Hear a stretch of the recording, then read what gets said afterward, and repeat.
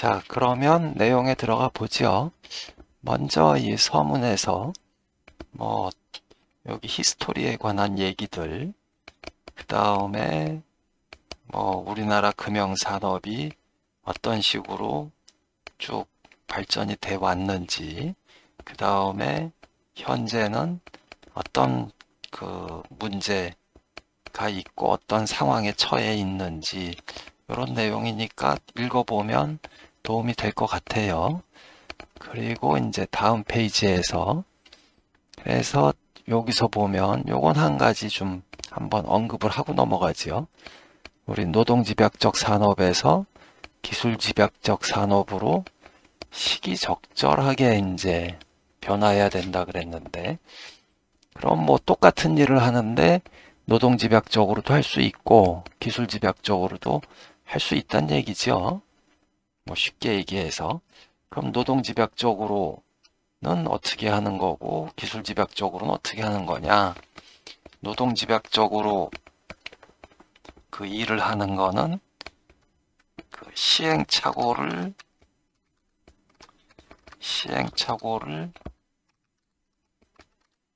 반복해서 우리가 목표를 달성하는 거죠. 목표를 달성하는 거고, 기술집약적이라는 얘기는 시행착오를 전혀 없을 수는 없겠지만 시행착오를 최소화해야 되는 거죠. 최소화해야 되는 건데, 그러면 시행착오를 최소화하는 게 좋지 안 좋으냐? 그럼 뭐가 또 시기적절하게 변화해야 되냐? 이렇게 생각할 수도 있을 텐데, 그 기업은 항상 이제 중요한 게 QCD죠. 이 품질하고, 그 다음에 가격하고, 그 다음에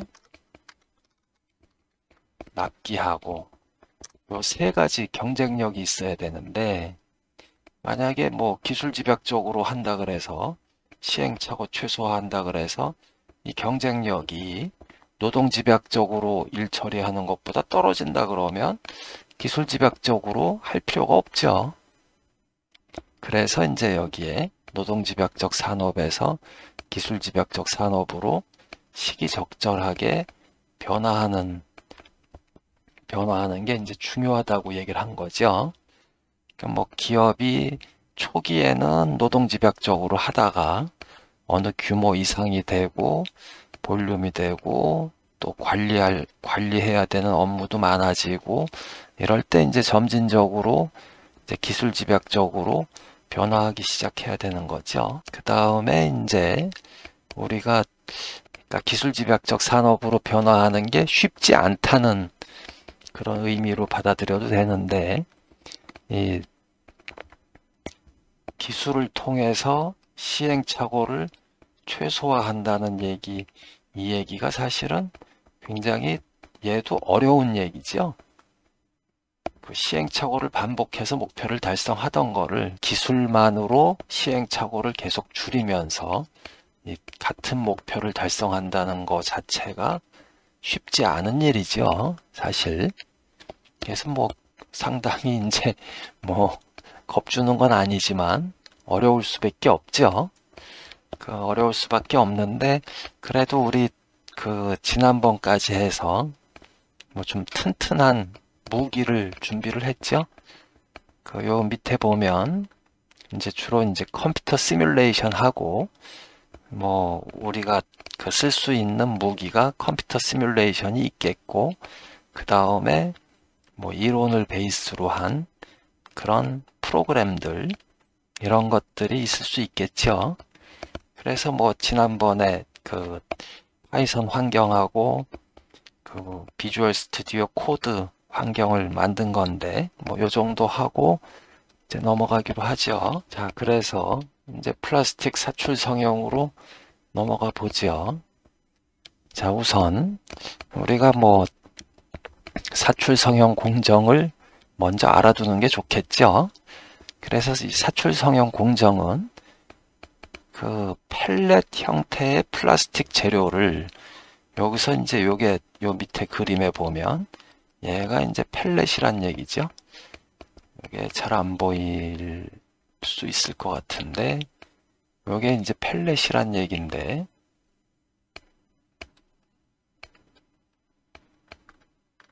펠렛이란 얘기는 이렇게 좁쌀 알갱이처럼 생긴 그 고체지요, 고체.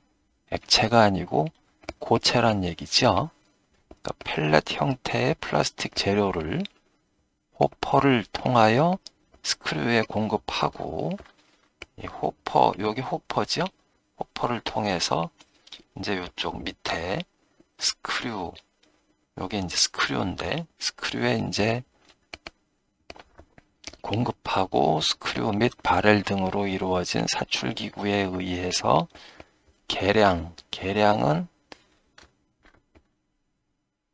이 소재를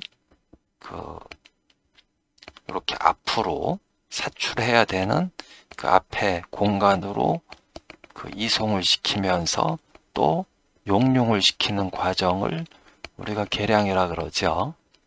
그러니까 이송하고 용융 시키는 거, 그걸 이제 계량이라 그러는데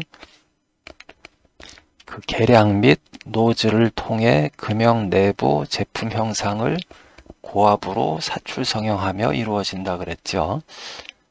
여기 이제 다시 보면 이쪽에서 이제 계량을 해서 요 스크류가 요 바렐 안에서 요 펠렛 형태의 고체로 된 재료를 용융시키면서 앞으로 이송을 시켜서 그 다음에 뒤에서 쭉 고압으로 이 금형 안으로 밀어 넣어서 이렇게 제품 형상을 성형을 하는 거죠. 성형을 하는 건데 그때 성형된 제품은 금형 안에서 이제 냉각이 되면서 최적 수축이 생기니까 이를 보완하기 위해서 이 제품이 완전히 다 형상이 성형이 됐어도 이 노즐을 통해서 그 일정 시간 용융 수지를 고압으로 공급하는 거죠. 물론 이때 이제 공급량은 좀 이때 성형시킬 때보다는 작아지겠지만, 그래서 이렇게 용융 수지를 고압으로 공급하는 이 과정을 우리가 보압 과정이라 그러고, 이후에 이제 추가로 냉각 과정을 거친 후 형 분할 및 제품 이형을 한다 그랬죠. 그 다음에 요때 요 냉각 과정은 이제 노즐에서 압력이 보압 과정이 끝나면 노즐에서 압력을 더 이상 유지할 필요가 없는 거죠. 없기 때문에 이미 이제 수축에 의한 수축으로 모자른 재료를 보압 과정 중에 이렇게 보충을 했으니까 냉각 과정에서는 요 노즐 사출기에 요 노즐에서 압력을 높게 유지할 필요가 없으니까 이때는 냉각할 때는 계량을 해도 되는 거죠. 그러니까 계량할 때는 요때 고압을 유지하지 못하니까, 그렇기 때문에 요 계량을 할 수가 있는 거죠. 냉각 과정은 계량과 이제 동시에 진행한다는 얘기죠. 이렇게. 여기 이제 좀 헷갈릴 텐데, 여기 한번 보면 백프레셔라 그랬는데, 요 스크류가 후퇴할 때, 다시 얘기해서 계량할 때, 요 스크류 뒤에 가하는 압력을 백프레셔라 그러죠. 요 백프레셔를 이제 가하는 이유는 스크류 회전으로 발생하는 쉐어 히트. 여기서 스크류가 회전하게 되면 요 플라스틱 소재들이 서로 마찰이 생기면서 그 전단열이 발생을 해서 그 재료가 이제 용융이 되는 거죠. 그 다음에 이제 혼합도 시키고, 물론 이제 그 쉐어 히트도 그 용융을 시키고, 여기 이제 외곽에 둘러싸여 있는 거를 히터 밴드라 그러는데, 요 히터에서도 일부 용융은 시키죠. 그런데 주로 용융시키는 거는 스크류가 회전하면서 일으키는 전단열에 의해서 그 플라스틱 재료가 그 용융이 되는 거죠. 그래서 이때 이제 뒤에서 요 압력 백프레셔를 가하는데, 요 백프레셔 자체는 이렇게 뭐 50메가파스칼, 80메가파스칼 이렇게 큰 압력이 아니고 보통 한 10메가파스칼, 뭐 5메가파스칼 요 정도 수준에서 보통 이루어지죠. 그러니까 만약에 이제 보압이 다 끝나지 않은 상태에서 계량을 하려고 하면 그 보압이 안 되는 거죠. 그래서 뭐 조금 말이 좀 복잡하긴 한데 그 정도로 이해를 하죠. 그 다음에 여기 서크백은 뭐냐 하면 계량을 다 했으면, 우리가 백프레셔를 가해줬기 때문에 계량을 다 했으면 여기서 예를 들어서 그 금형이 형분할이 되면 여기 압력이 있으니까 여기서 수지가 흘러나가겠죠. 그 흘러나가는 거를 그 방지하기 위해서 스크류를 일정 거리만큼 이렇게 뒤로 후퇴시키는 거죠. 그래서 그거를 이제 서크백이라 그러고, 쿠션이라고 하는 거는 제품을 성형만 했을 때, 여기 보면 그 이제 사출 성형하며 이루어진다 그랬으니까 이제 제품이 요 게이트부터 끝까지 다 찼을 때 그 바렐 내부에 남아있는 수지를 의미한다 그랬죠. 그래서 얘는 보압 과정 중에서 이렇게 전부 소진이 돼야지 가장 좋겠지만, 요 계량이 이렇게 고체 소재를 갖다가 그 집어넣어서 그 용융시키면서 앞으로 밀어 넣는 거기 때문에 계량 오차가 생길 수 있으니까 계량 오차를 보완할 수 있어야 된다는 얘기죠. 그래서 이제 쿠션을 이제 좀 여유 있게 줄 수밖에 없는 거죠. 그 정도로 이해를 하고, 자, 그 다음에 이제 여기 사출기 구성 요소는 뭐 사출기구, 형체기구, 동력기구, 제어기구 등으로 나눠지는데, 사출기구는 여기 앞에서 뭐 설명했지만 이렇게 호퍼가 있고, 스크류를 감싸고 있는 요 외곽, 이거를 우리가 바렐이라고 부르죠. 그 다음에 바렐은 이렇게 히터가 감싸고 있는데,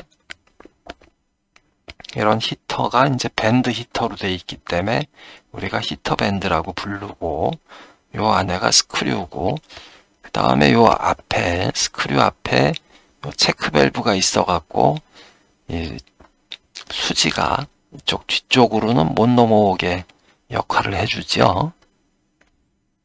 그 다음에 이제 요 앞에 부분이 노즐이 되겠죠. 자, 그 다음에 이제 형체기구도 이제 간단하게만 알아보죠.